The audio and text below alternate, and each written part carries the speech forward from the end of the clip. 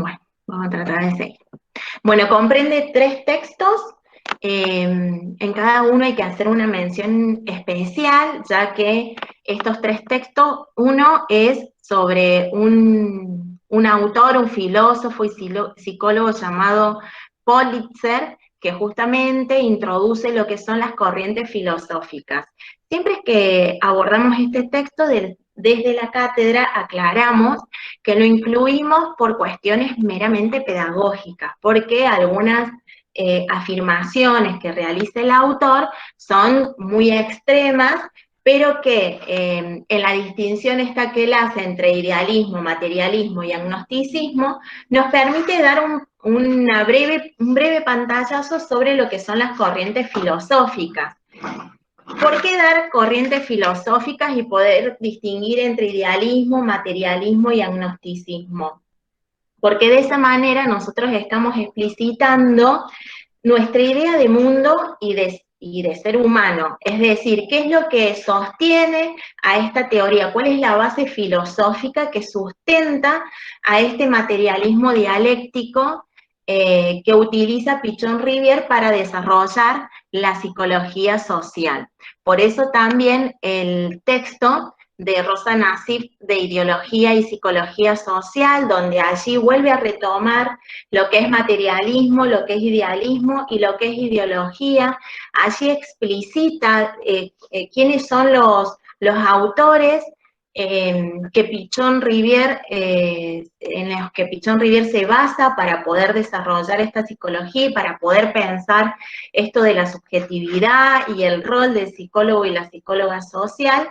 Y por otro lado, también tenemos el texto de Metodología de la Investigación en Ciencias Sociales, pero que seguramente en esta clase no vamos a desarrollar porque no creo que el tiempo nos dé, ¿sí? Pero si no lo podemos desarrollar, seguramente voy a grabar algún video dando algunas consideraciones teóricas y con referencia al trabajo práctico también, ¿sí? Que en esta semana lo grabaré.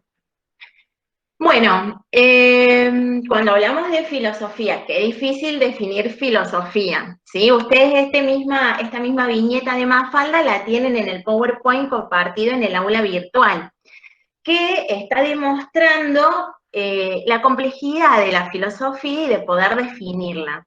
Si tomamos su sentido etimológico de la palabra, podemos decir que la filosofía es el amor hacia la sabiduría. Pero, bueno, podemos definirla también como esta idea general de mundo que se tiene, de ser humano, de tratar de responder a aquellas cuestiones que la ciencia aún no ha podido responder. Ahí está.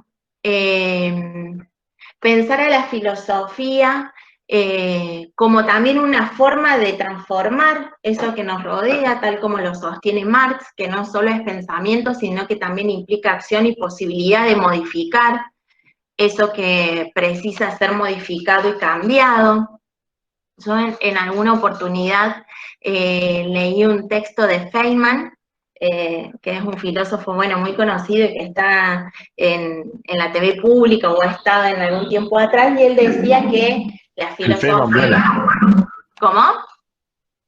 el Feynman bueno. Claro, no, sí, obvio. José se llama, no el Feynman que estoy hablando. Sí, sí, cabe la José Pablo. aclaración. Bueno, y él dice que la filosofía, en una oportunidad leí, no lo terminé de leer, debo ser sincera, un manual de filosofía que él escribió, y él ahí define la filosofía como, la compara metafóricamente con Jack el Destripador.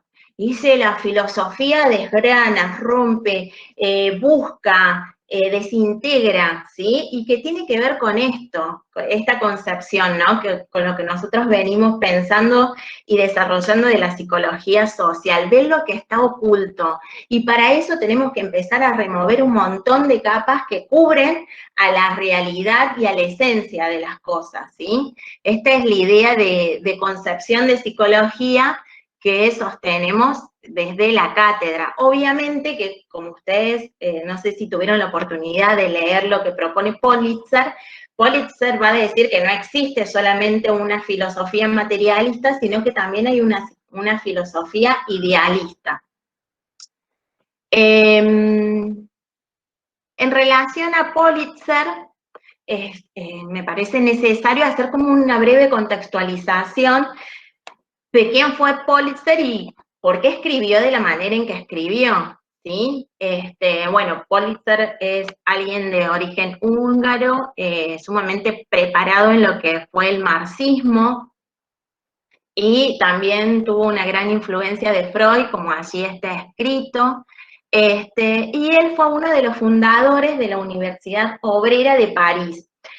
¿Qué consideraban quienes fundaron esta universidad? De que los obreros y las obreras, para que puedan transformar la realidad, es necesario, va a decir, que estén preparados y que cuenten con un bagaje teórico para poder comprender la realidad y desde allí poder accionar hacia ella.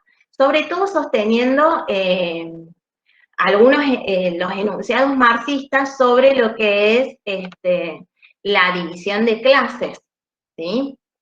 Entonces, bueno, en base a esto, él prepara esta clase. Esta clase es una reconstrucción de estudiantes que tomaban nota y en base a ella se escribió, ¿sí?, este libro, pero no fue escrita por él.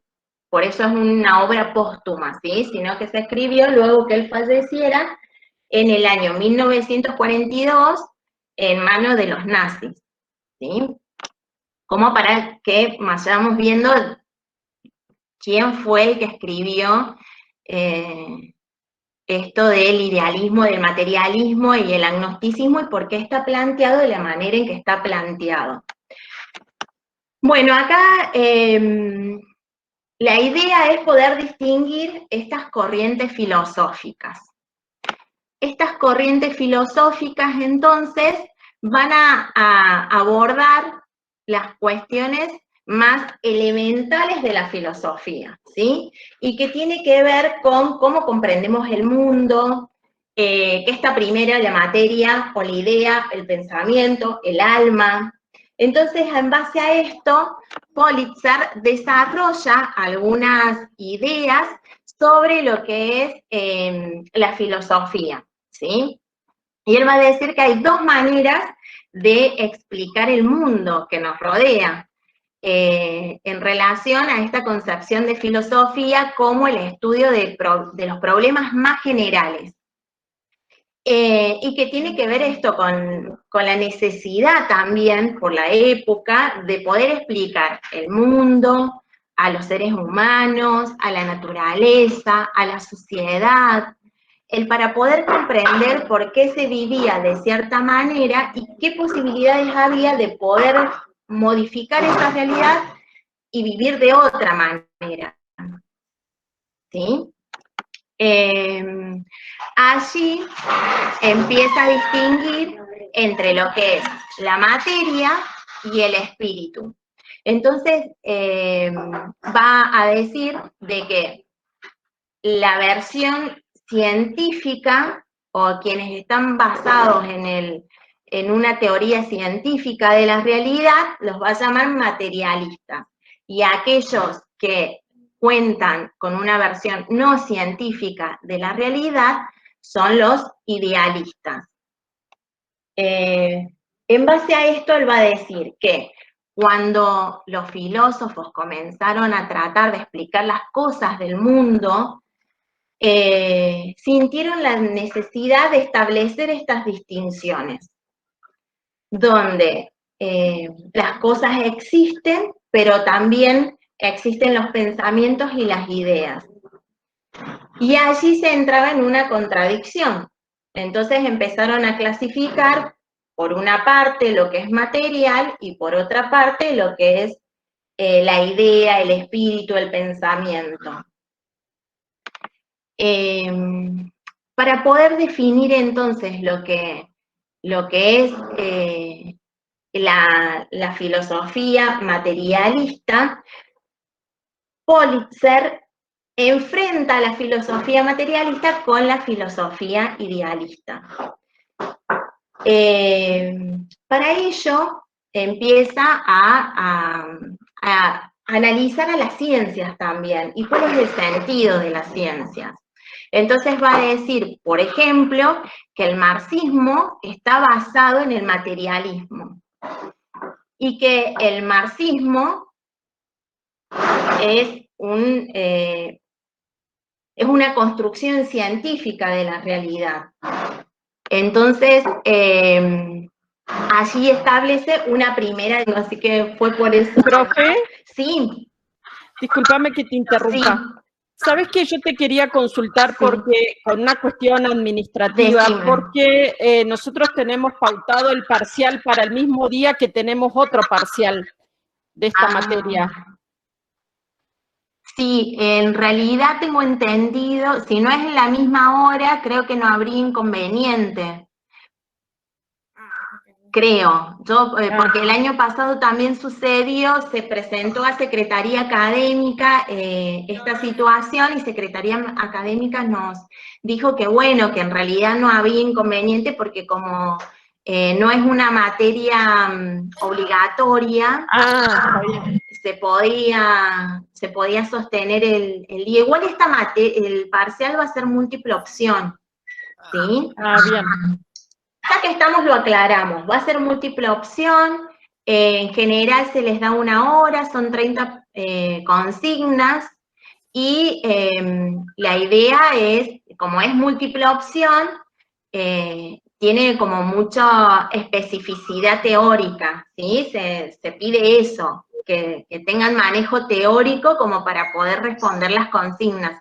Hay alguna que otra pregunta que refiere a algún ejemplo, alguna situación en particular, pero en general es bien teórico el examen, ¿sí? Vale la pena decirlo para que se vayan preparando y que luego no los sorprenda ni la sorprenda el examen, ¿sí? El segundo parcial ya va a ser diferente, no va a ser múltiple opción, va a ser para elaborar como elaboramos los prácticos, pero bueno, como en esta primera etapa necesitamos sentar las bases de lo que es la psicología social para luego en la segunda y en la tercera avanzar sobre lo que es la perspectiva de derechos humanos, necesitamos tomar de esta manera, ¿sí? Y obviamente es individual. Ya el segundo va a ser diferente. Buenísimo. ¿Sí? Profe, le hago una pregunta. Sí. Perdón. En el caso de que tengamos certificado de trabajo, ¿hay posibilidad de cambiar el horario? Porque a mí me pasó que justo me empecé a trabajar y me coincide con el horario, y no sé si se podría, si no tengo que pedir el día, no hay drama, pero bueno, es para saberlo. Gracias. Sí, yo no sé si fuiste vos la que escribió en el aula virtual, yo respondí. En realidad tenemos 2 horarios para los parciales. Es uno a las 14 y otro a las 20. Si vos no podés realizarlo a las 14, la pregunta que correspondería sería si la podés hacer a las 20. Si no es así, se programa un horario especial. Pero para que esto suceda, les tenemos que solicitar, yo ahí puse mi mail también, la documentación que requiere este cambio, porque los parciales tienen la lista de estudiantes subidos, entonces, por ejemplo, si alguien de las 20 quiere hacer a las 14, no lo va a poder hacer porque el sistema no lo va a dejar entrar. Tenemos que hacer como modificar parte del sistema, subirlo al otro horario para que las habilite a hacerlo en ese horario. Por eso necesitamos antes tener esa información. Obviamente que aquellas personas que estén en esa situación me escriben a mi mail, así yo tengo tiempo para poder resolver eso, ¿sí? Pero, buenísimo, profe, gracias. Por favor. Pero eso, decirles que sí se considera a estudiantes que trabajan. Creo que en otras ocasiones la facultad nos envía una lista, pero este año todavía no. Así que, bueno, Por eso les pedimos que ustedes nos envíen para facilitar el trámite y llegar bien ordenaditas y organizadas para el parcial, que estas cuestiones administrativas no sean generadoras de ansiedad ni de obstáculos para que ustedes tranquilamente puedan realizar su examen. ¿Alguna otra consulta? Igual después vamos a volver a retomar esto cuando veamos las consignas del práctico, la primera parte, que es referida al trabajo infantil y por qué propusimos el trabajo infantil también. Bueno, si les parece, vamos Bueno. Sí. Yo tengo una pregunta administrativa. Sí. Quería saber, porque nos fue pésimo el primer trabajo práctico. Sí. Entendimos muy mal la consigna. Así que quería saber cómo era Entiendo que hay que aprobar 3 de los 4. Quería saber si hay recuperatorio. No, porque en realidad está pensado como son 4 prácticos evaluativos solamente, nosotros hemos considerado en relación a la reglamentación de la facultad, no porque nosotras se nos ocurrió, es un 80%. Entonces, de los 3, 1 pueden estar aplazados o no aprobarlo, o pueden no entregar el trabajo, pero no es que van a tener, que no se malinterprete esto, no es que a uno pueden no aprobar y a otro pueden faltar o no. No, claro, es uno solo. No, sino que es uno solo, claro, es uno solo, bien. ¿sí? Bien. Entonces, esa es la situación. Nos parecía que estaba bastante accesible para regularizar, porque de 4, 1 que... Y aparte de esto, no se pongan mal si no les fue bien en el primer práctico, porque obviamente que esto es un aprendizaje. La idea es acompañarlos también. Si tienen dudas, si no están seguros de algunas cuestiones del trabajo práctico, consúltennos porque somos un montón las profes ahora, ¿sí? Este año somos 2 las profes nomás de la materia, pero tenemos adscriptas, tenemos ayudantes alumnas, entonces comuníquense para que entreguen con más confianza y se saquen las dudas y sobre todo que aprendan, que eso es lo principal. Claro. Pero porque es eso. No, está perfecto, era esa duda, no hay ningún tipo de problema con que no haya recuperatorio. Bueno.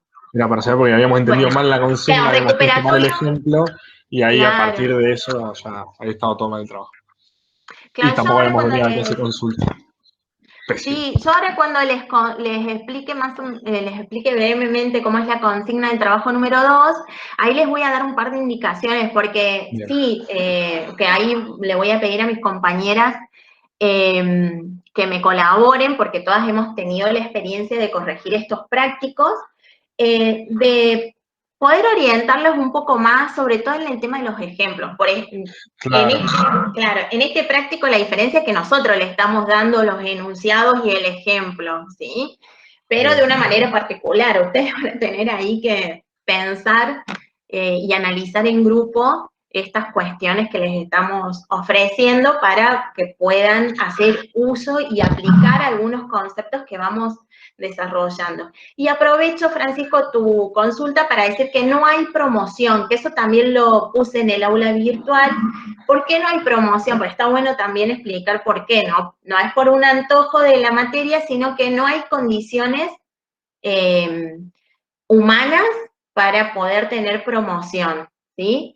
Porque nosotras entendemos que el estudiante que llega a la promoción es un estudiante destacado que necesita y que merece también, igual que todos en realidad, un acompañamiento, pero hay ciertos trabajos o ciertas cuestiones que tienen que hacer aparte y que la verdad es que siendo 2 profes nomás no podemos.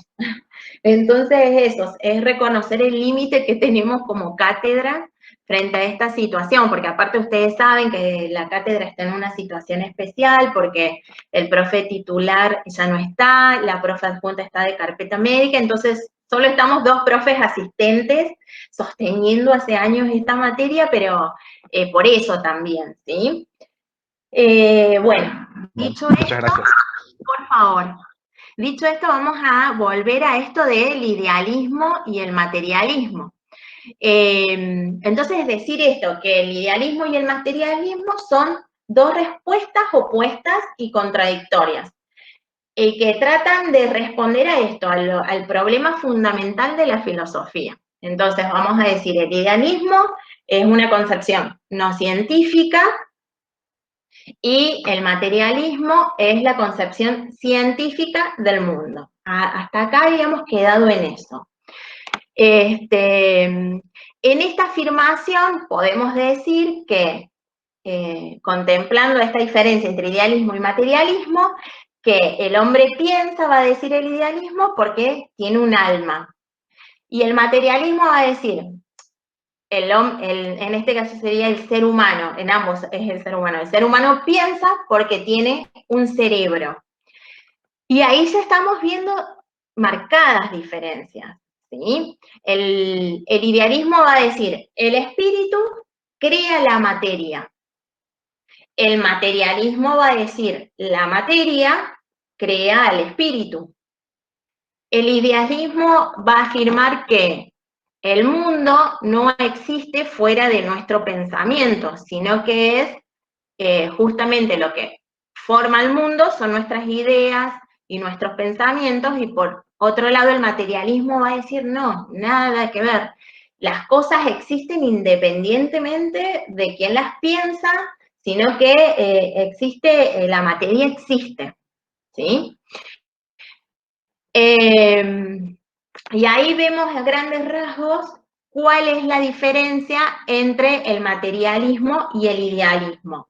Podemos decir entonces, ustedes ahí tienen un cuadro comparativo que siempre usábamos en los prácticos, donde justamente decimos que el idealismo, el elemento principal es el pensamiento, en el materialismo es la materia.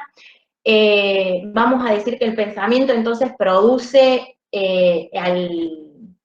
al ser, que en cambio el materialismo va a decir no, de ninguna manera, la materia produce el ser, y esa materia existe independientemente de nosotros, y nosotros lo podemos conocer. Esa es la diferencia.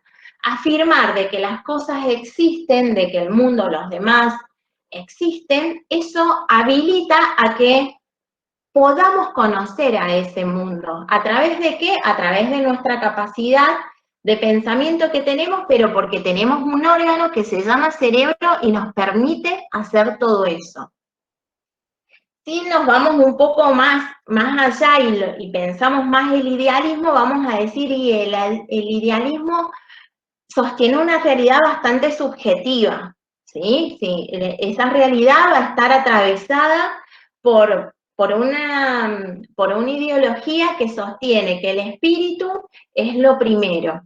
Y por el otro lado, el materialismo va a decir que esa realidad es objetiva, ¿sí? Que esa realidad, las cosas son como son. No son como a mí me parece, como yo pienso, no, sino que las cosas son como son y que yo tengo la posibilidad de conocerlas. Para ello es necesario esta relación entre teoría y práctica. ¿Qué va a decir el materialista? Va a decir, con la experiencia que yo tengo de las cosas y a partir de esta posibilidad de conocerlas, puedo formar una teoría. Es decir, para el materialismo, la práctica está primero, la teoría viene después. La teoría va a ser esa capacidad intelectual que tenemos para poder elaborar estos pensamientos, estas ideas. El idealismo va a decir todo lo contrario. Va a decir, teoría y práctica son opuestas. Primero está la teoría y después está la práctica. Primero está lo que crearon nuestras ideas, nuestros pensamientos, y después está lo material. En un ejemplo muy extremo que ustedes van a encontrar allí en Pulitzer, menciona Berkeley, y Berkeley se va a animar a decir que en sí el mundo no existe, pero ese es el idealismo llevado a su extremo. En la vida cotidiana, el idealismo no se presenta así, porque sería muy fácil de reconocerlo. Por eso nosotros tenemos ciertos reparos con este texto, porque, como les decía, está planteado de una manera en que el idealismo es una cosa, el materialismo es otra, pero que en nuestra vida cotidiana no es tan fácil de darnos cuenta qué es el materialismo y qué es el idealismo. Por ahí el materialismo sí, porque tiene que ver con la ciencia. Vale decir que la teoría psicológica que elaboró Pichon-Rivière tiene como base al materialismo dialéctico, como vimos en la clase grabada, que ustedes tienen acceso en la clase teórica, que es el materialismo dialéctico e histórico. Pero que incluso hay ciencias o corrientes científicas que están basadas en el idealismo, ¿sí? Por eso la necesidad de Pichon-Rivière y de la cátedra también, que el profe siempre hacía mucho hincapié, de poder especificar esto. ¿Cuál es nuestra idea de mundo? ¿Cuál es nuestra idea de ser humano? Y esto nos va a posibilitar pensar cómo se construye la subjetividad, que es, digamos, nuestro objeto de estudios, ¿sí? Que es con lo que nosotros trabajamos, en estos vínculos que se establecen, en esta relación mutuamente modificante. Nos permite entonces esto de explicitar cuál es nuestra filosofía, permite entender también estas afirmaciones que tiene la psicología social. Por ejemplo, si pensamos el concepto de salud y enfermedad, ¿por qué hablamos de sujeto activo cuando decimos salud y por qué hablamos de sujeto pasivo cuando decimos enfermedad? ¿Sí? Si nosotros pensamos desde una postura idealista, cómo ubicamos al sujeto, cómo se ubica el sujeto frente a todos estos discursos, estas prácticas idealistas, van a poder apreciar que hay casi nulas posibilidades de poder modificar y transformar la realidad para que esas necesidades sean satisfechas. Si por otro lado nosotros sostenemos que la salud es un posicionamiento activo desde el materialismo, porque entendemos que las cosas existen y como existen se puede acceder a ellas, entonces da la posibilidad de poder transformar y de poder cambiar esa realidad para que las personas, los sujetos, podamos desarrollar nuestras capacidades y podamos satisfacer nuestras necesidades, ¿sí? Y siempre esto teniendo en cuenta los procesos históricos, porque en esta dialéctica basada en este materialismo, justamente cuando habla de estas contradicciones internas, habla de la lucha de identidad de contrarios, y cómo podemos comprender justamente estos movimientos de la espiral como procesos, nos permite justamente sostener a la salud y a la enfermedad también como un proceso. ¿Por qué? Porque la salud y la enfermedad son contrarios, ¿sí? Y que cuando aparece una necesidad y hay que hacer un movimiento para poder satisfacerla, allí está la posibilidad o no, según el contexto y las condiciones concretas de existencia y según los procesos históricos también que vamos atravesando. Esperen que ahí acepto a una compañera. Ahí está. Profe, Sí.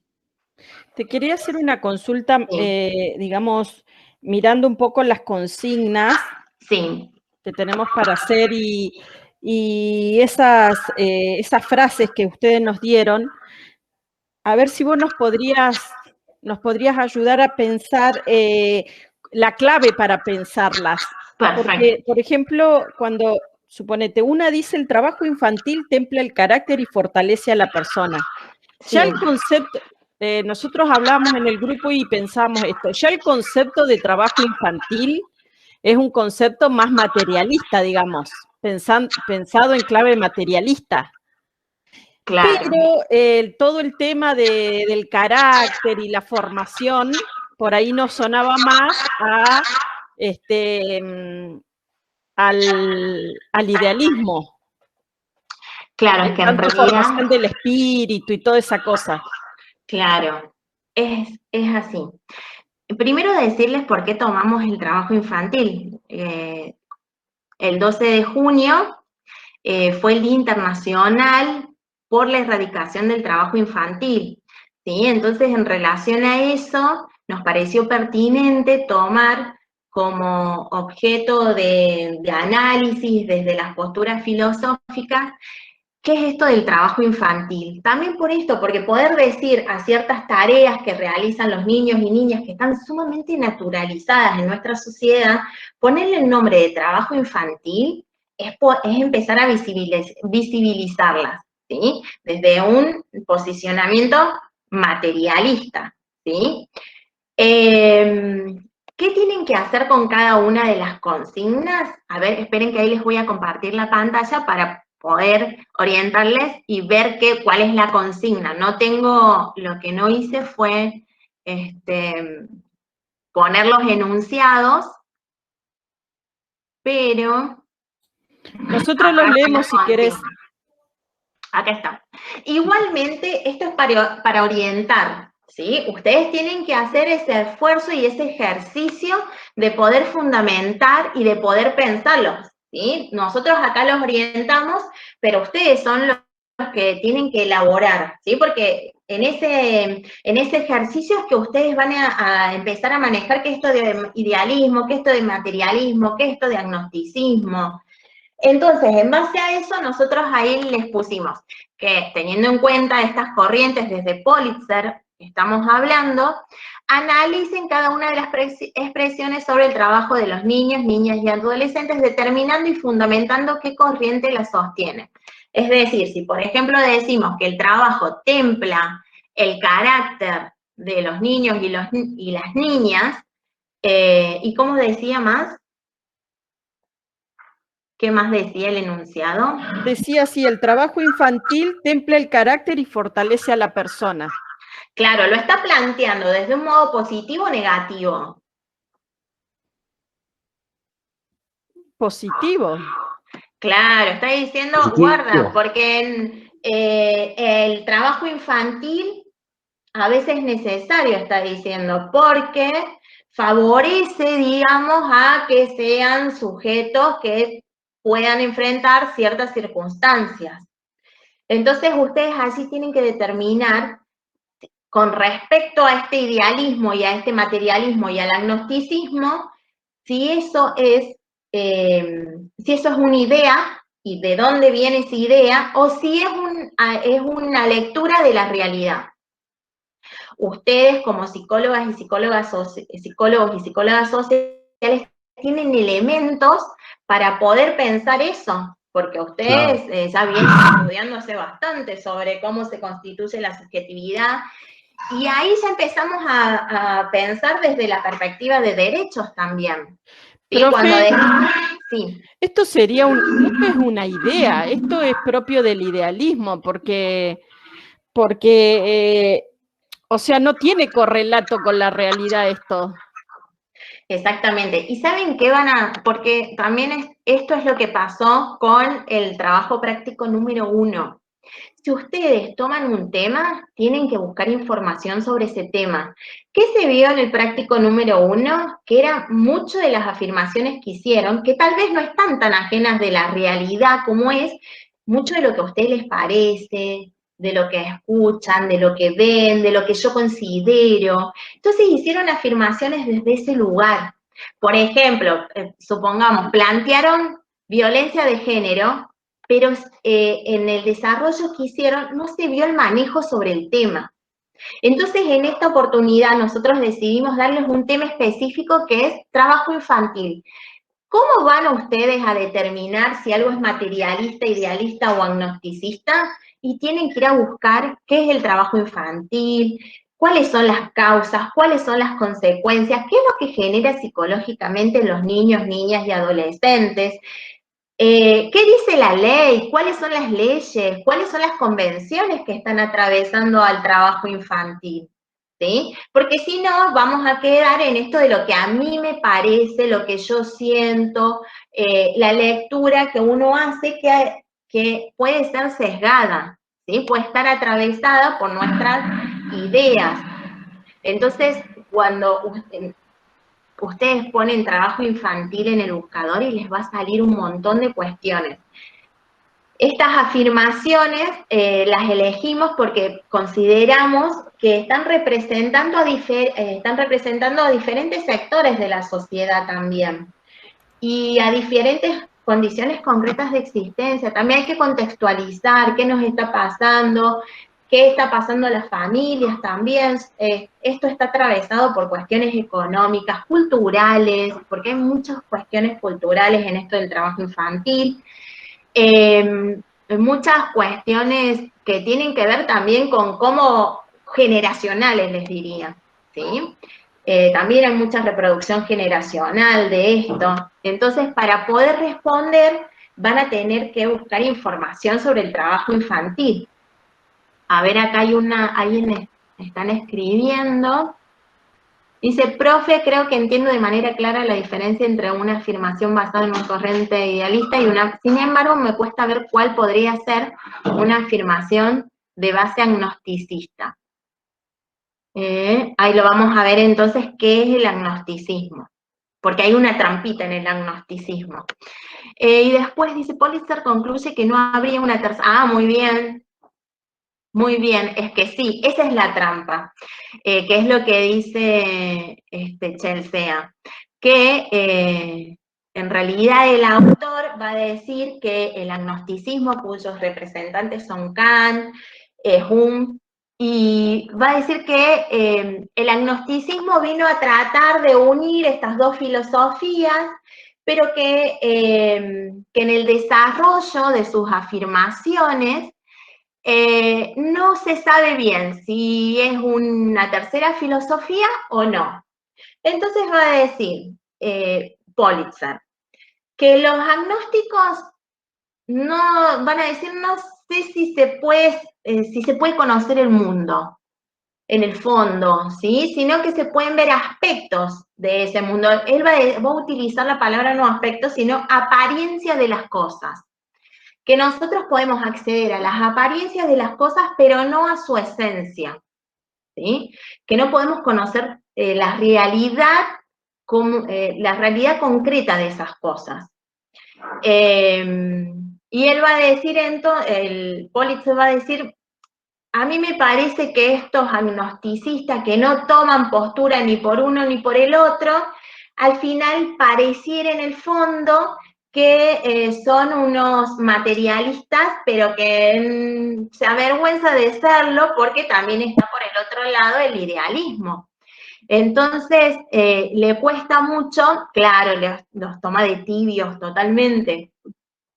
Les cuesta mucho tomar una posición. Entonces dice que Politzer va a decir que estos agnosticistas, en cuanto a la conducción de la vida y a la construcción de la ciencia, el agnóstico es materialista, pero que no se permite afirmar su materialismo, y que trata, ante todo, de no confrontar con el idealismo, de no entrar ahí en conflicto, sobre todo representado, ahí Politzer va a decir que los representantes máximos del idealismo son las religiones. Entonces, en aquella época también tenemos que contextualizar, las religiones son un poder dominante en la sociedad, ¿sí? Allí Carolina tiene levantada la mano. Caro, tenés la palabra. Sí, gracias. Yo no logro entender o sea, sí entiendo la diferencia entre idealismo y materialismo, pero, por ejemplo, yo en esta oración que mencionaba recién la compañera, digo, por más que eso no esté acorde a al enfoque de derechos que nosotros pensamos, ¿no? Esa frase, yo la pienso, o sea, y no puedo entender por qué la pensamos desde el idealismo, porque yo digo, esa persona está pensando que justamente la realidad externa, en algún punto, va a condicionar o a influir sobre el ser del niño. Entonces, por eso yo la ubicaba más del mismo, pero como que me falta ahí entender. A ver, espera, ¿me podrías leer la frase otra vez? Perdón, lo voy a pedir 100 veces. Porque en realidad, por eso yo le decía, ¿cómo está planteando el trabajo infantil? ¿Lo está planteando desde un lugar positivo o negativo? Porque hay ciertos elementos culturales también que no ven mal, por ejemplo, que una nena o un nene colaboren en las cosas del hogar. Sí, yo les había contado que soy profe también y trabajo en una escuela secundaria. Y muchas veces sucede que faltan, sobre todo las estudiantes, porque tienen que cuidar a los hermanitos y a las hermanitas. ¿Sí? Entonces, nosotros ¿cómo vemos esto de si es idealista y si es materialista? El trabajo sí va a forjar el carácter, supongamos, o la estructura de un niño y de una niña. Ahora, ¿es eso lo que necesita un niño y una niña para el desarrollo de sus capacidades? ¿Qué cosas nosotros hemos estudiado, qué elementos de la ciencia tenemos para decir que los niños y niñas necesitan otras experiencias, no las que tienen que ver con el trabajo? Y hay que reconocer también que es el trabajo, ¿sí? Porque no todo trabajo que realizan los niños y niñas son remunerados. Sé que tenemos que pensarlo más en este sentido de si eso tiene un asidero más científico o si tiene que ver más con un prejuicio, un mito social. No, a ver, ¿sabes qué? Creo que me estoy explicando más. A ver, estamos diciendo que el trabajo infantil no tiene que existir, ¿sí? Por eso hay un día para la erradicación y es para concientizar y demás. Eso no implica que no exista, no implica que las personas piensen, algunos, que la nena se quede a cuidar a los hermanos y hermanas, no sea algo necesario para la familia y un aporte y una ayuda hacia el papá y la mamá. Pero a través de nuestros conocimientos sabemos que eso no favorece a esa niña y a ese niño, más allá de que para el orden familiar sí. ¿Qué es esto del idealismo y del materialismo? En la realidad eso se está dando. Y justamente eso tenemos que analizar. Ustedes, como psicólogos sociales, como psicólogos en realidad, se van a dar cuenta, ¿qué les parece que prima más en nuestra sociedad, el idealismo o el materialismo? ¿Qué les parece que estaría primando más? ¿Por qué? ¿Cómo? ¿Qué estaría primando y por qué? Ahí me dicen el idealismo. ¿Vos, Francisco? Concuerdo. ¿Y por qué el idealismo? ¿Dónde lo vemos? Primero, basados en, como dice Pulitzer, en la tradición occidental cristiana, que creo yo, y de ahí parte que de una u otra manera todo está arraigado o relacionado con el espíritu, con esto de que, no sé cómo decirlo, pero... Sí, que está como la que idea. tiene esa arraigante, como que todo en última instancia va a estar sujeto a esa cuestión. Claro, ¿saben dónde estaría? Yo opino como vos, ¿sí? Y como los que han puesto allí. ¿Dónde se vería el materialismo? En el análisis que nosotros hacemos de esa realidad, ¿sí? Sí, esto existe. En la realidad de las familias existen niñas y niños que colaboran en las tareas del hogar. ¿Eso se cataloga como trabajo infantil? Nosotros tenemos elementos para decir que sí. Claro, eso desde el materialismo. Ahora, desde el materialismo nosotros tenemos herramientas para decir que hay ciertos atravesamientos desde distintos poderes dominantes que nos muestran la realidad de una manera. ¿sí? Ahí está el idealismo. Nosotros tenemos herramientas desde la teoría que nos proporciona Pichon-Rivière para poder saber o para poder aprender esa realidad. Cuando Pichon dice hay que hacer apropiación instrumental de la realidad, de eso se trata. Nosotros tenemos que desenmascarar eso que está oculto. Detrás de ese ayudar, colaborar, que de repente a veces no vayan a la escuela porque están cuidando a los hermanos y a las hermanas, eso está mostrando un tipo de trabajo infantil que está muy arraigado en algunas familias. ¿Sí? Sobre todo familias numerosas, donde el papá y la mamá tienen que trabajar, y el papá y la mamá no lo hacen porque no quieren a sus hijos o porque quieren coartar, sino que son estas cuestiones idealistas. A ver, ¿saben dónde podemos ver el idealismo? En un concepto que nosotros hemos visto en vida cotidiana, la familiaridad crítica. El idealismo justamente nos hace naturalizar un montón de cuestiones sociales que están siendo obstáculo justamente para la satisfacción de las necesidades. No sé si se entiende, o si me logro explicar. También va, por lo menos a mí, me resulta como muy pastoso.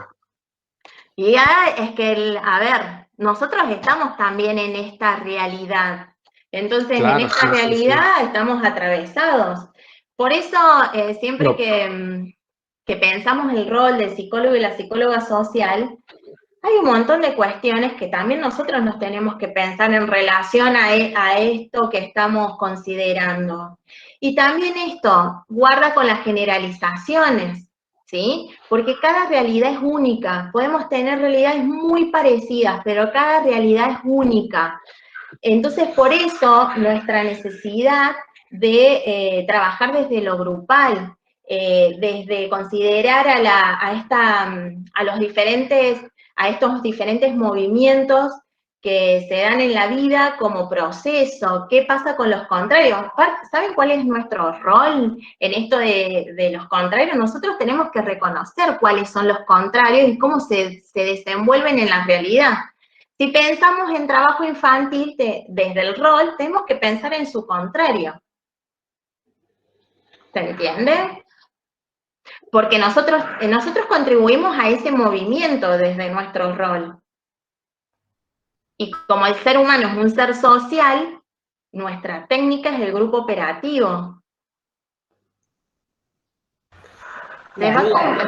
Esto, yo no quiero no van a entender todo de una, ¿sí? Yo creo que esto lleva un proceso y además están integrando todo lo que vienen viendo ustedes de la carrera. Entonces, que no sea algo que quieran resolver hoy, sino que esto es lectura, es pensarlo en ejercicios. Para eso están los ejercicios y para eso están los trabajos prácticos, para que podamos pensarlo.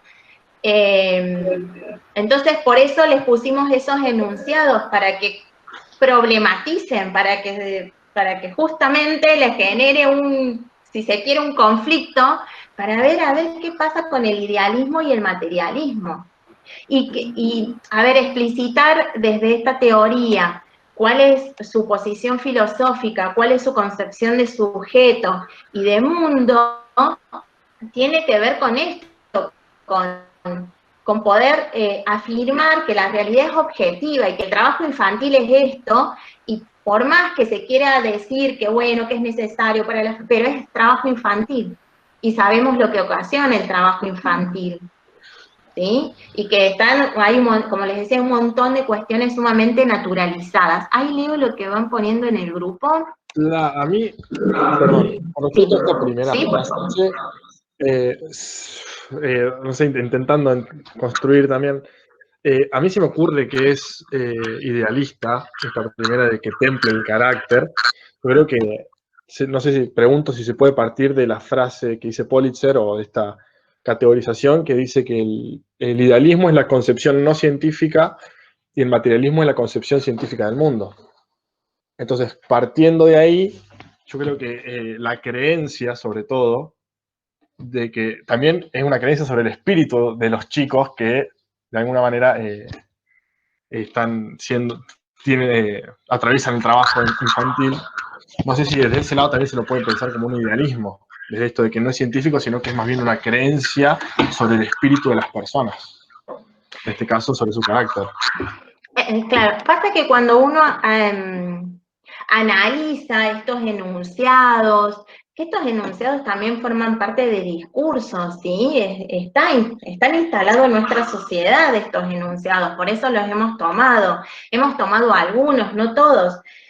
El idealismo se va a manejar con certezas, ¿sí? Cuando las cosas son así y no hay lugar a dudas, y ahí, cuando alguien dice algo y lo hace desde un lugar de poder, donde está como que no, es esto y no hay otra cosa, y empecemos a dudar. ¿Vieron que yo les decía cuando hablamos de vida cotidiana? Empecémonos a preguntar, porque la realidad no se nos muestra tal cual es. Porque hay un orden social establecido y que responde a ciertos poderes, a ciertos intereses. Con la teoría marxista vamos a decir que son intereses que tienen que ver con intereses de clase, de ciertos grupos que forman parte de ciertos sectores de la sociedad, que son los que toman al final las decisiones y nos están diciendo cómo tenemos que vivir y cómo tenemos que ver la realidad. ¿Sí? Cuestionar eso es empezar a cuestionar este orden imperante que no es nada fácil. Seguramente nosotros reproducimos un montón de cuestiones, pero sí, desde el rol saben qué es lo importante, que eso siempre tratamos de transmitir, es que qué es lo que tiene que primar. Desde nuestro rol tiene que primar un posicionamiento objetivo hacia la realidad, porque desde esta teoría estamos sosteniendo que la realidad existe, independientemente de quién la mire, existe. Y tampoco somos agnosticistas, porque no vamos a decir, dependiendo de quién mire, va a ser la lectura que va a hacer. Entonces, bueno, es respetable todas las posturas. No, la realidad es una, la realidad es esta. Ahora, que es un desafío conocerla, sí. Por eso ustedes van a tener después, que está en la segunda parte del trabajo práctico, el texto de Josefina Racedo sobre investigación, ¿sí? Que está puesto... Vieron que ahí menciona los niveles del conocimiento. Bueno, nosotros para analizar una realidad no nos podemos quedar con el primer nivel del conocimiento, que es ese conocimiento sensorial. Tenemos que avanzar.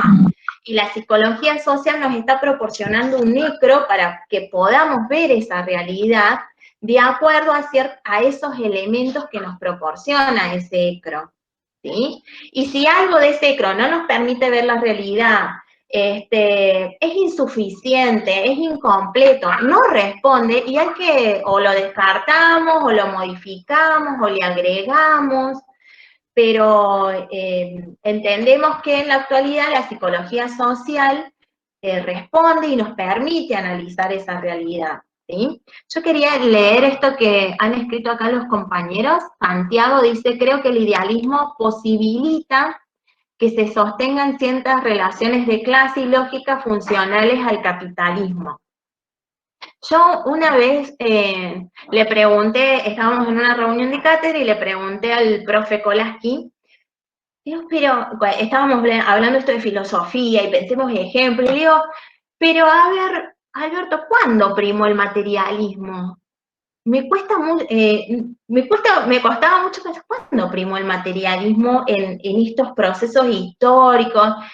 Y Alberto ahí medio que dudó, lo dejé ahí como diciendo, no, y él me dice, y tal vez en esos primeros ancestros que tuvimos, que era cuestión de supervivencia y que eran cuestiones materiales que tenían que ver con el conservar la vida y con proveer de necesidades básicas, tal vez allí haya primado esto del materialismo.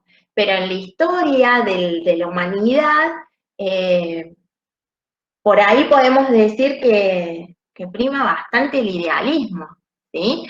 Pero por eso es la necesidad de que ustedes puedan pensar esto de idealismo y materialismo para que tenga sentido esta psicología social, ¿sí? Esta concepción de sujeto como ser de necesidades, como unidad biopsicosocial, como un ser de relaciones, que necesita establecerlas porque esa es la manera de satisfacer esas necesidades, esto del vínculo. Por eso también Pichon modifica y se separa del psicoanálisis y plantea una psicología vincular que está basada, en vez de hablar de deseo, habla de necesidad, porque Pichon le hace una crítica al psicoanálisis. Y por eso va a decir, el psicoanálisis termina en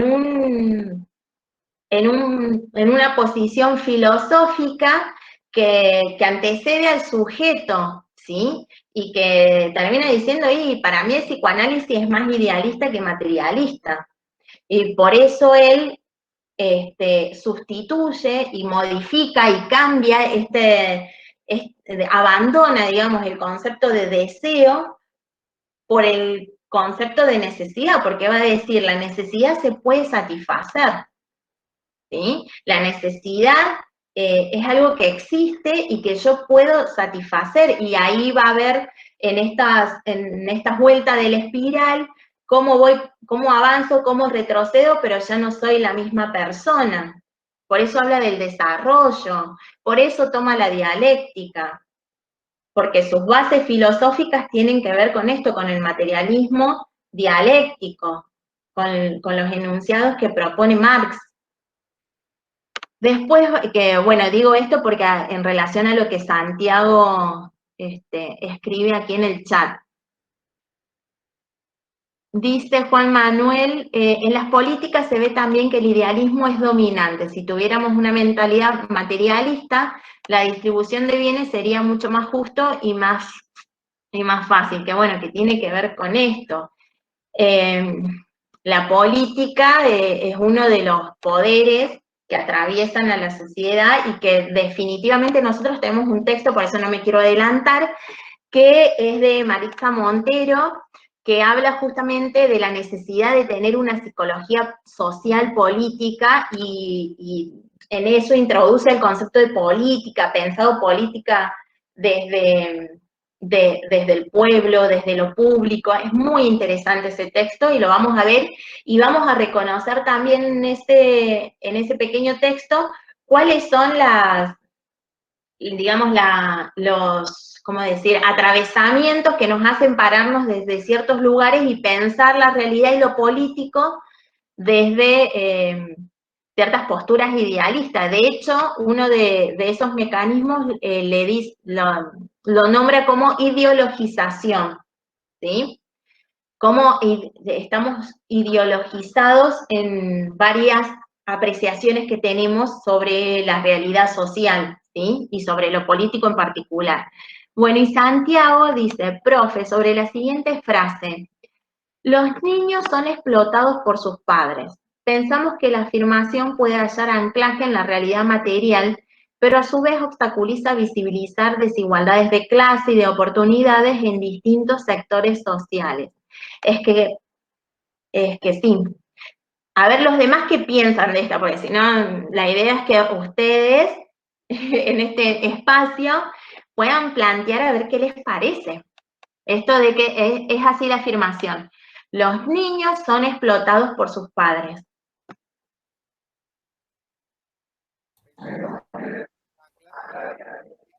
Tómenlo como una generalidad, ¿no? Profe, esa sería una definición más materialista, digamos.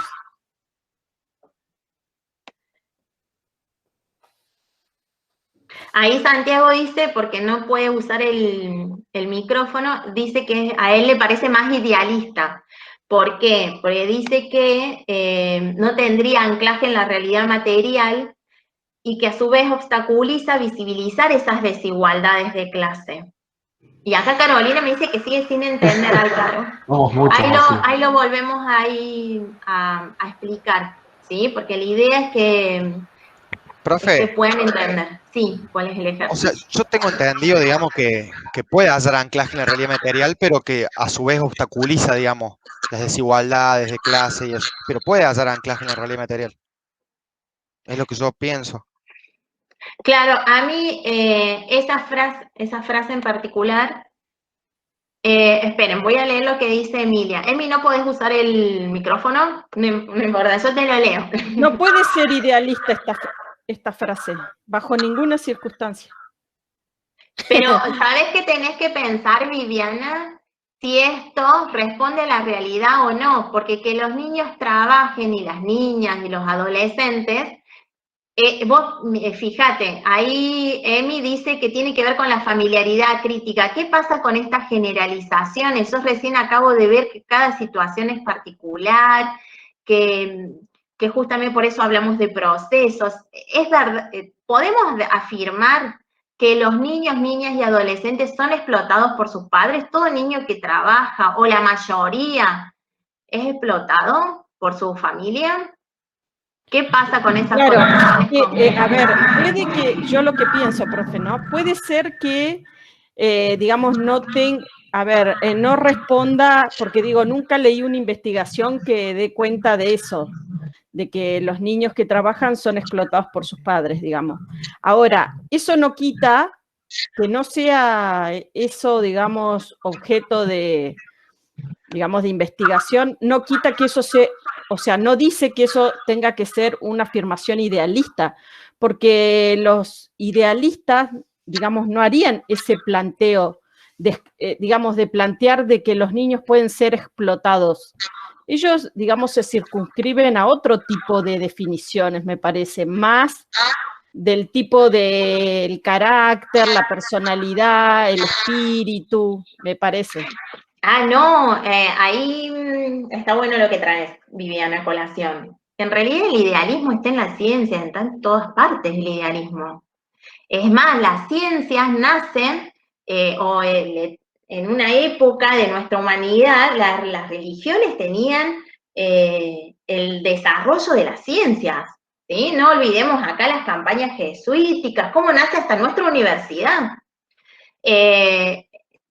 No, por eso les digo, nosotros con Pulitzer tenemos ciertos reparos, lo que pasa es que nos pareció pertinente en esta de primera introducción a la filosofía, porque no podemos hacer una materia de filosofía, aparte no estaría como profe, porque conozco un montón de cuestiones de la filosofía, pero que esto es para poder justamente reconocer ¿cuál es la base que sustenta esta teoría? Estamos explicitando esto.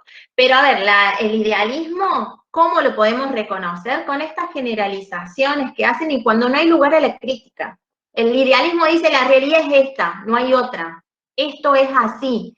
Los niños que trabajan son explotados por sus padres, desconociendo un montón de otros elementos que hacen o que llevan que a un niño, una niña o a un adolescente tengan que trabajar, ¿sí? Porque si no están poniendo a toda esa familia en una situación de explotadores, ¿sí? Si no hay lugar a la crítica, si no hay espacio para el preguntarnos, y eso es idealista, ¿sí? Si se manejan desde certeza, si se sostienen verdades absolutas, si además se proponen soluciones que son mágicas, de las cosas deberían ser de tal manera, eso es idealismo, ¿sí? El materialismo va a tener sus reparos, el materialismo lo va a plantear desde un lugar que refiera a un sector, no va a hacer esas generalizaciones, porque si nosotros lo tomamos así,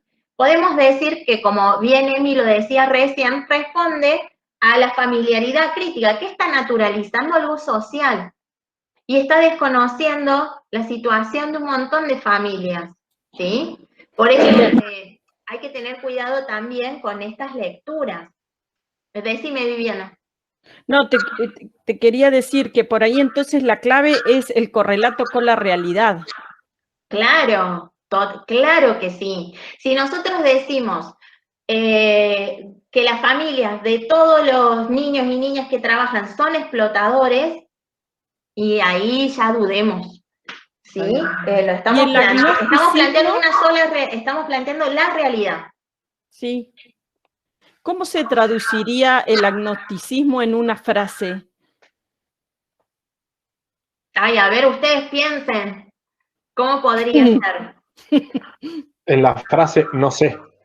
No sé, solo sé que no sé nada. Igual, tengan en cuenta esto. Bueno, por acá sí el agnosticismo, porque el agnosticismo en realidad no es una tercer postura filosófica. Entonces el agnosticismo termina siendo este materialismo avergonzante, va a decir Pulitzer, pero que en el fondo no toma una posición y no se quiere enfrentar en el idealismo. Entonces el agnosticismo como tercer filosofía, según el autor, no existe. ¿Sí? Entonces no tendríamos que tratar de pensar dónde está este agnosticismo, porque puede estar disfrazado de diferentes maneras, pero que en el fondo lo que siempre tenemos que reconocer en estos discursos, en estas apreciaciones sobre la realidad, cómo se plantea desde el idealismo y desde el materialismo. Por eso yo les decía, hay una trampita ahí con el agnosticismo. ¿Sí? Es algo parece agnosticista, pero en realidad no estaría siendo agnosticista porque termina siendo o materialista o idealista. Como decía ahí, recién escribió en el chat alguien, terminó siendo como una postura tibia que no es una tercer postura filosófica. El agnosticismo es ahí, no sé qué soy. ¿Sí? Con respecto a esto del idealismo y materialismo, en el cuadro que nosotros les compartimos en el PowerPoint, que yo tengo acá mi versión hojita de hace 20 años, tiene que ver con esto, con poder apreciar si en estos enunciados se permite dar lugar a problematizar, si hay espacio para contextualizar, para participar, para construir soluciones colectivas. Siempre que hablamos de lo social, la posibilidad de transformar esa realidad va a ser colectiva, ¿sí? Esta relación entre teoría y práctica, de poder reconocer qué está generando esto, a quienes estaría favoreciendo también, a quienes está respondiendo, esta posibilidad de justamente de poder plantear un cambio, una transformación. Dani, sí. Hay una consulta con respecto a lo que en el chat. A ver, ¿querés leerla, Rocío? Dale. Dice, ¿el idealismo se basa en lo cultural o estoy equivocado? ¿Cómo? ¿El idealismo? ¿El idealismo se basa en lo cultural o estoy equivocado?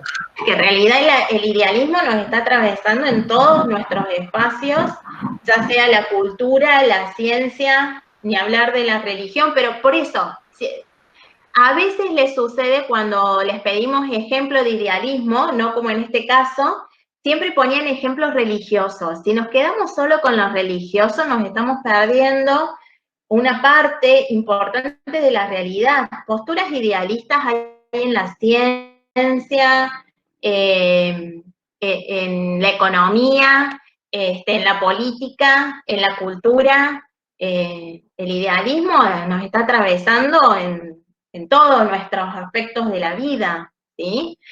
Por eso no solo lo piensen desde lo religioso, porque Pulitzer lo pone, el idealismo es la religión.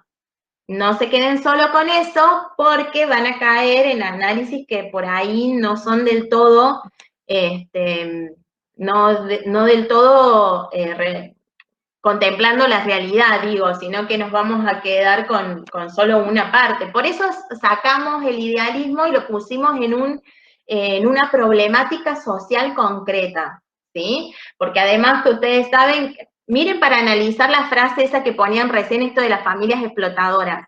No sé si han estado viendo los datos estadísticos sobre el nivel que están atravesando en nuestro país los niños, niñas y adolescentes.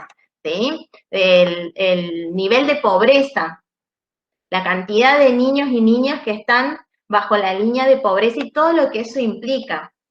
40%. Ni hablar del sistema negativo, cómo lamentablemente, se han quedado sin la escuela también. Discúlpame, Francisco, tenés la palabra. No, dije que era alrededor del 40%. Exactamente. Entonces, que pensemos el trabajo infantil nos pareció una buena oportunidad para poder abordar una problemática que está, ¿sí? Y que hace falta que nosotros como profesionales la tengamos en cuenta. Con estas personas vamos a trabajar, ¿sí? Esto es lo que está en nuestra realidad. Porque por ahí, a mí me ha pasado que algunos estudiantes dicen, profe, pero no tenemos contenido sobre esto, sobre lo otro. La idea de los trabajos prácticos es que ustedes utilicen estos contenidos, estos conceptos, los pongan en tensión, pero que también puedan abordar problemáticas que son necesarias de ser abordadas. Por eso les pedimos que ustedes busquen material, que ustedes busquen otra bibliografía referido al trabajo infantil. Por ejemplo, yo había armado un PowerPoint sobre trabajo infantil que lo proyectaba, que le había dicho a André que estaría bueno compartírselos, pero después digo no, porque en realidad forma parte del proceso que ustedes están haciendo.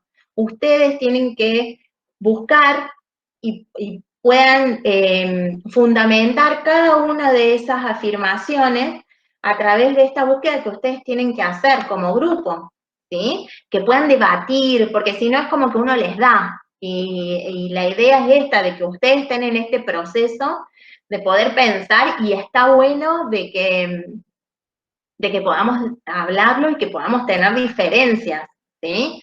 Porque justamente de esto se trata la lucha de contrarios. Nosotros, esta lucha de identidad y lucha de contrarios, ¿con qué se da la identidad? Con lo que es diferente, no se da con lo que es igual, porque además, según esta teoría, nada es igual, ni en la naturaleza, ni en nosotros seres humanos. No hay una persona igual a la otra. Entonces, esta identidad de contrarios siempre va a ser con el otro que es diferente.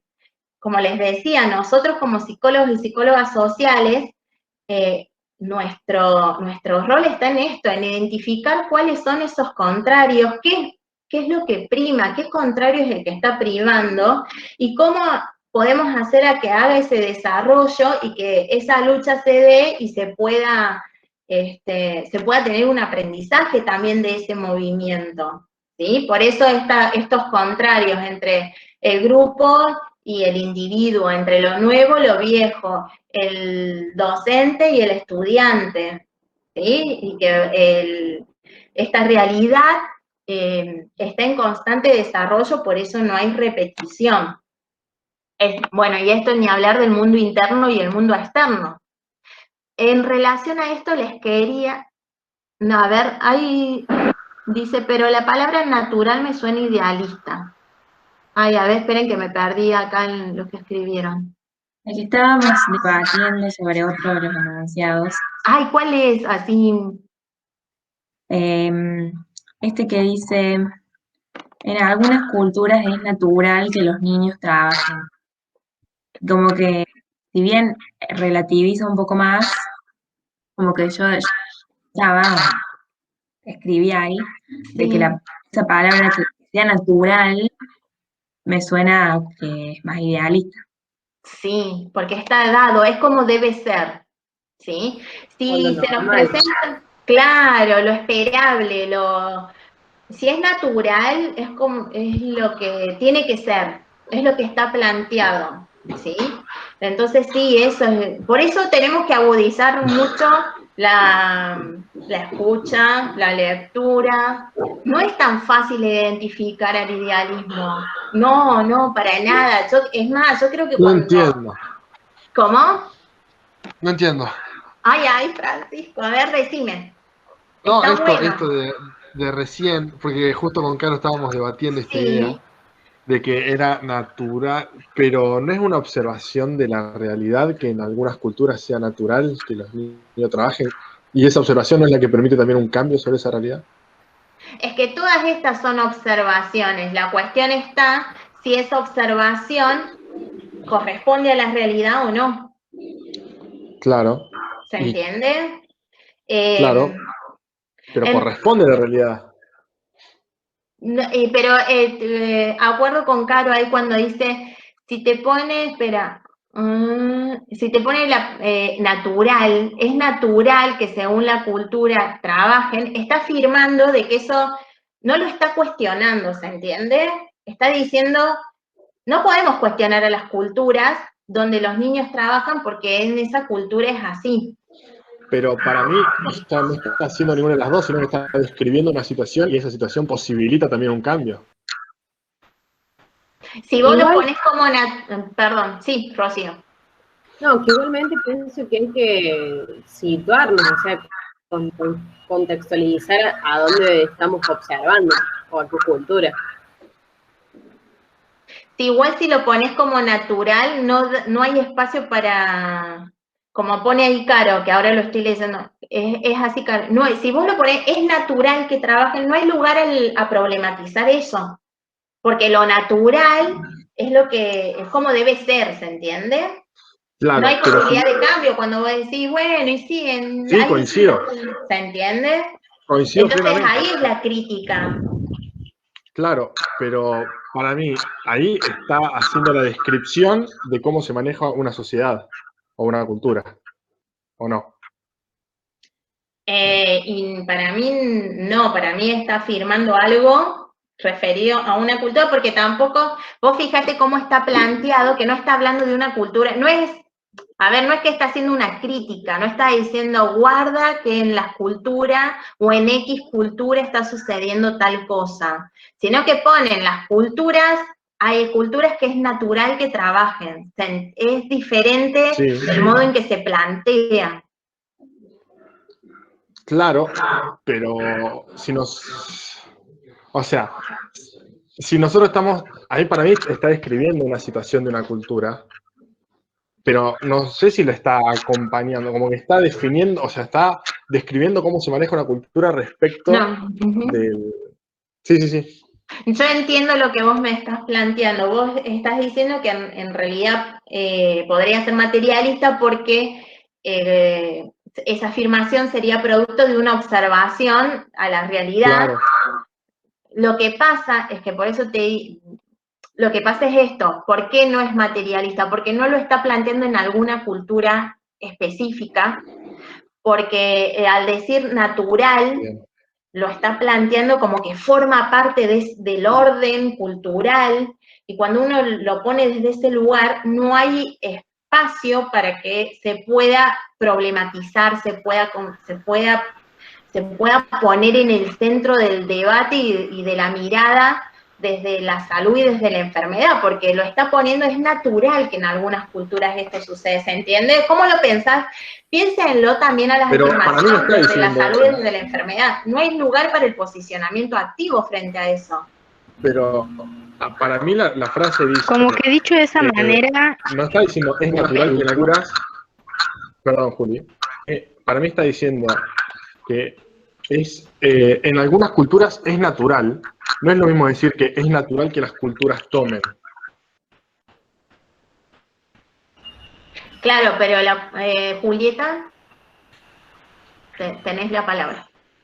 Ah, bien. No, yo iba a decir eso, que yo también consideraba que, dicho de esa manera, me parece que no da lugar a cuestionarlo.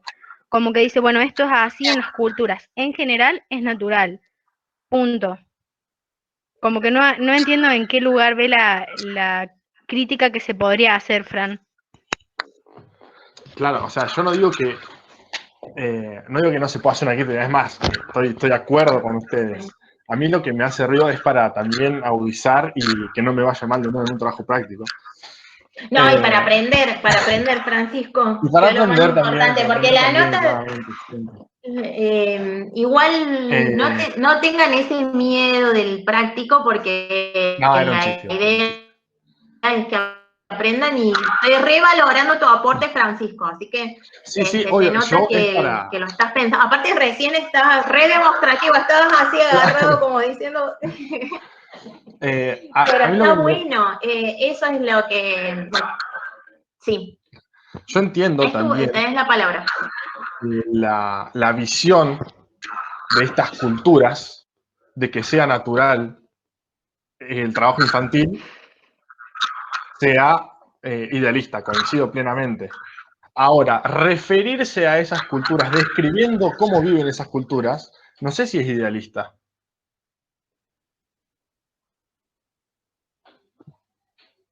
Sí, no, coincido en eso, sí, coincido, porque justamente por eso yo receté la frase se hace desde las ciencias. Claro, por ejemplo, eso es justamente lo que hacen las ciencias. El odio. Pero, por ejemplo, yo soy estudiante en antropología. Y la descripción etnográfica no significa estar de acuerdo ni imposibilitar el cambio de una realidad. Entonces yo lo tomé desde ese lugar a esa frase en particular. Porque lo que yo tomé de esa frase es como que estaba denunciando que en algunas era natural, en algunas culturas era natural, o denunciando o evidenciando, que en algunas culturas era natural. Claro, lo que, a ver, está planteando, digamos, esta imposibilidad de decir si es idealista o materialista sería la palabra natural, ¿sí? Porque en realidad, desde esta psicología social, a ver, todos los procesos, todo lo que vemos desde lo social, ¿sí? Entonces no habría algo... a ver, todo lo que el hombre realice, pensando también en esto de la antropología, todo lo que el ser humano realice es social, ¿sí? Y la antropología también lo toma desde este lugar. Entonces, ¿dónde queda esto de plantear un fenómeno social como natural? Allí habría una contradicción, ¿se entiende? Porque uno puede plantear que en algunas culturas el trabajo infantil está naturalizado, parte de... Claro, pero al plantear, a mí me parece que esto de la palabra natural sería el punto clave para poder pensarlo, porque si decimos natural estaríamos naturalizando esa afirmación, como que no da mucha lugar claro, porque uno... Claro, tendría como que expresarse de una manera más específica. Sería, por ejemplo, que en algunas culturas está naturalizado o es parte de un mecanismo social que se replica generacionalmente el trabajo infantil. En cambio, esto de que sea natural... Ni siquiera diciendo si eso es saludable o no saludable, pero estaría planteando... relativiza más no poder.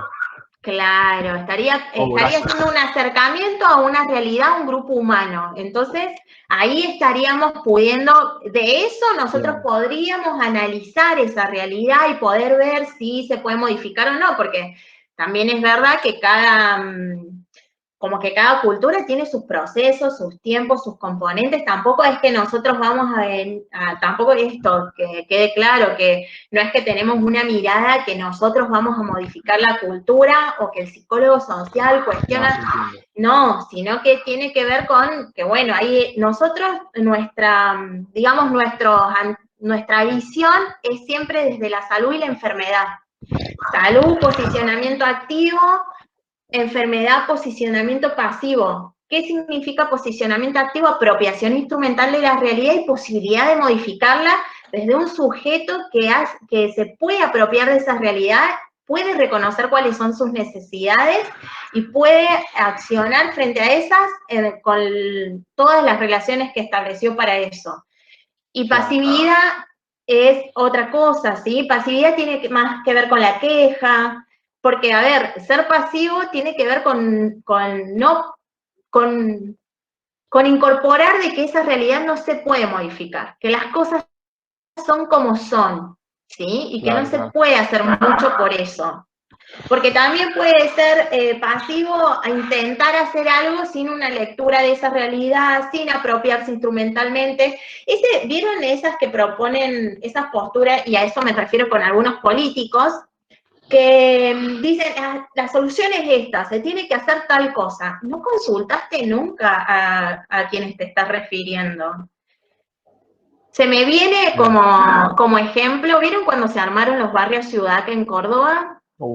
Sí. Para mí fue una mirada total, obviamente que tiene otros intereses, totalmente idealista, porque no trabajaron con la comunidad. Los sacaron del lugar donde trabajaban, los trasladaron a otro, sin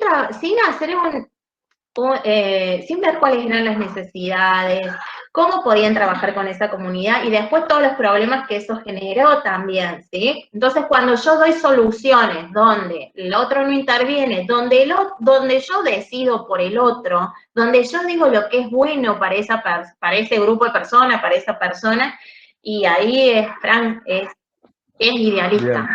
Bien. ¿Sí? Bien. O sea, referirse, era claro, la palabra específica natural, la que imposibilita el cambio. Claro, si se hubiera referido, como decíamos antes, es una dinámica que se replica cotidianamente, ahí tal vez esa observación sí sería materialista. Sí, mira acá, Caro, que vos también lo dijiste recién muy bien. Acá Caro dice, distinto sería que diga, en algunas culturas está naturalizado el trabajo infantil. Claro, así la leí yo, entendiendo eso leí yo. Claro. Haciendo como esa observación, claro, está bien. Profe, y esa... Muchísimas gracias. Por favor. Estoy más feliz ahora. Y esa frase donde dice que los niños deben tener plata para sus gastos, ¿es materialista? Ay, díganme ustedes, porque no les puedo dar la solución, porque ustedes tienen que pensarlo. Ustedes son los que tienen que pensar, pero hagan... Para mí es materialista, profesa. Para mí es rematerialista esa. Ay, ¿por qué? Porque... me parece que hay que tener en cuenta también las palabras de la afirmación. Ese deben tener, o la palabra natural, o no, pero aparte esto de, son niños, niñas y adolescentes. Tienen que manejar plata, tienen que ser, porque aparte deben tener plata para sus necesidades, y aparte está poniendo como sujetos que estarían administrando sus propios bienes. Sí, es una afirmación encima, no es ni siquiera una pregunta. Claro, por eso, y piénsenlo en ustedes desde qué es un niño, qué es una niña, piensen desde ese lugar. Incluso yo quería agregar que en el trabajo práctico número 1, cuando buscaron los ejemplos, que buscaban información aparte, les servía esto, lo que decía Dani al principio, las leyes, a muchos les servían las estadísticas, si se respetan o no, si los derechos están vulnerados o no, cuál es la situación. Todo eso también va a servir para el desarrollo de esto y para pensar estas afirmaciones también. Porque es un discurso, como decía la Dani. Bueno, para poder leer mejor esto que le estamos planteando, la Convención de los Derechos de los Niños, tienen que leerlo sí o sí, ¿sí? Porque para eso es el tema también, es para invitarlos a que ustedes lean tratados, se interioricen sobre las leyes que hay acá en Argentina, las excepciones que hay para el trabajo, que podemos estar de acuerdo, no, porque también las leyes, o qué faltaría también, porque eso también tiene que ver con el rol, a ver, eso es apropiarse de la realidad, porque no todo lo que está en las leyes tampoco es lo que debería ser, o no está contemplando toda la complejidad de esa realidad.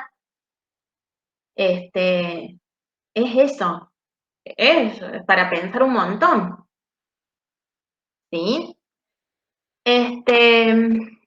No sé si se fue entendiendo, si hace falta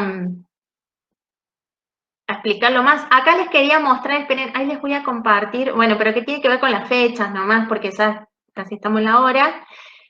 Esto de acá. tengo que poner compartir. Ahí está. Bueno, tengan en cuenta esto, que la fecha de entrega es el 22 de junio y las devoluciones van a estar el 28, ¿sí? ¿Por qué es esto? Porque queremos que tengan las devoluciones antes del parcial, ¿sí?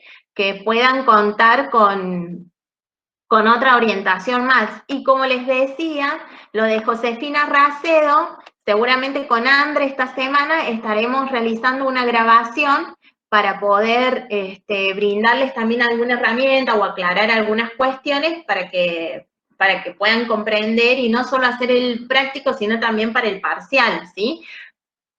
Igualmente ustedes van a ver que el texto de Josefina Racedo es muy lógico, todo lo que plantea, los niveles del conocimiento, estos 3 niveles del conocimiento sensorial, el conocimiento racional y el de complejización. Muy importante todo lo que dice sobre epistemología convergente, muy importante todo sobre el rol, porque si van a, Josefina Racedo lo que hace en sí, por eso está puesto ahí también, es como retomar todo lo de materialismo dialéctico, lo de filosofía, entonces también nos da cuenta de un repaso y de un reforzamiento de ciertos conceptos que ya venimos viendo, porque toma esto de la investigación en esto de esta necesidad que tenemos como promotores de salud, ¿sí? Que cada vez que nosotros vamos a trabajar con algún grupo y sí o sí vamos a tener que investigar, ¿sí? Bueno, ese, ¿qué más? ¿Qué más? ¿Qué más? Bueno, no sé si alguna otra pregunta. A ver, yo les quería mostrar una filmina, porque bueno, yo a las clases las pienso por momentos que después se me va, pero bueno, es una forma de ordenarme. Quería, que tal vez ya lo han visto, bueno, uno de los disparadores para pensar esto de acá idealismo, materialismo y agnosticismo, que tal vez ustedes ya lo han visto, me lo compartieron, que es sobre una serie que se llama Merlí, y que se llama La Carpeta Roja, y está puesta en el contexto de una clase. Entonces la profe en esa clase está demostrando cómo las cosas son de una manera y cómo por las cuestiones sociales y del orden establecido podemos llegar a verlas de otra manera, ¿sí? Aún con cuestiones muy obvias. Entonces, en relación a eso, también me pareció pertinente esta frase de Marx sobre esto que dice, la manera como se presentan las cosas no es la manera como son. Y si las cosas fueran como se presentan, la ciencia entera sobraría. Que también está dando cuenta de esto, del aporte de las ciencias y por qué de la ciencia. Y por qué de todo nuestro trabajo también desde la psicología social. Porque nosotros decimos, sí, vamos en nuestra práctica social, vamos a identificar cuáles son estas contradicciones internas, vamos a ver cuáles son las necesidades, cómo se constituye la subjetividad. Pero todo esto, ¿para qué? Para hablar de salud, ¿sí? Para ser promotores de salud. Ese es nuestro objetivo. Todo esto es para poder desempeñar nuestro rol, ¿sí? Y por otra parte les quería mostrar una imagen